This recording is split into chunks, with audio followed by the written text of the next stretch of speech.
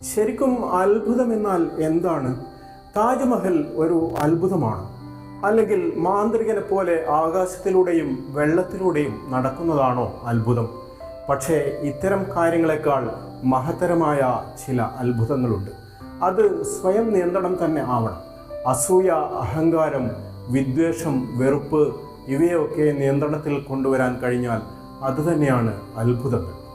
ആഫ്രിക്കയിലെ ആദിവാസി സമൂഹത്തിൽ കണ്ട നല്ലൊരു അനുഭവത്തെക്കുറിച്ച് ഒരു മഹാൻ എഴുതിയിട്ടുണ്ട്. അത് ഇങ്ങനെ: ഒരു ദിവസം അവിടുത്തെ കുട്ടികളെയെല്ലാം ഒരുമിച്ച് കൂട്ടി അദ്ദേഹം പല മത്സരങ്ങൾ കൊടുത്തു. അതിലൊന്ന് ഇങ്ങനെയായിരുന്നു: മിഠായി നിറച്ചൊരു പെട്ടി മരച്ചുവട്ടിൽ വെച്ചു. കുട്ടികളെയെല്ലാം 100 മീറ്റർ അകലെ നിർത്തി വിസിലൂതുമ്പോൾ ആദ്യം ഓടിയെത്തുന്നയാൾക്ക് മുഴുവൻ മിഠായിയും സ്വന്തമാക്കാം. കുട്ടികളെല്ലാം ആകാംക്ഷയോടെ കാതു കൂർപ്പിച്ചു. വിസിൽ മുഴങ്ങി. അപ്പോൾ അവിടെ അതീവ ഭംഗിയുള്ളൊരു കാഴ്ചയുണ്ടായി. മുഴുവൻ കുട്ടികളും കൈകൾ കോർത്തു പിടിച്ചു. എന്നിട്ടോ അവരെല്ലാം ഒരേ വേഗത്തിൽ മരച്ചുവട്ടിലേക്ക് നടന്നു. ആരും ഓടിയില്ല. ആർക്കും ജയിക്കേണ്ട. ഒന്നിച്ചു വന്ന് മിഠായികൾ പങ്കിട്ടെടുത്തു. കൗതുകത്തോടെ ആ കാഴ്ചയിൽ മുഴുകിയ അയാൾക്കവർ പറഞ്ഞു കൊടുത്തു: മത്സരങ്ങൾക്കെല്ലാം ഒരു കുഴപ്പമുണ്ട്. അതിൽ ഒരാളെ സന്തോഷിക്കും, ബാക്കി എല്ലാവരും സങ്കടപ്പെടും. ഞങ്ങളത് ചെയ്യാറില്ല. കണ്ടില്ലേ, ഞങ്ങളെല്ലാവരും ഒരുമിച്ച് ജയിച്ചു.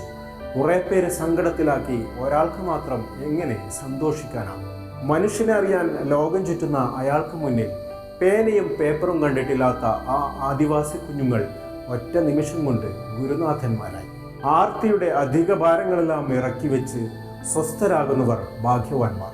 പാടം നിറയെ നെല്ലുണ്ടെങ്കിലും ഒറ്റ രാത്രിക്ക് ആവശ്യമുള്ളത് മാത്രം എടുത്ത് പറക്കുന്ന വയൽക്കിളി പോലെ ചില മനുഷ്യർ. അവരെന്തുമാത്രം ശാന്തരാണ്! വെള്ളത്തിനു മുകളിലൂടെ നടക്കുമെന്നോ ആകാശത്തിലൂടെ പറക്കുമെന്നോ ഒക്കെ ആരെപ്പറ്റിയെങ്കിലും അത്ഭുതം കേട്ടാൽ നിങ്ങൾ ഓർക്കണം, ഉണങ്ങിയൊരു പുൽക്കൊടിക്കും ചെറിയൊരു പക്ഷിക്കും സാധിക്കുന്ന കാര്യങ്ങളാണ് അതൊക്കെ.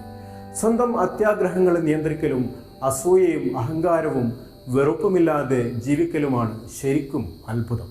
അതിനായിരിക്കണം നിങ്ങളുടെ മത്സരം.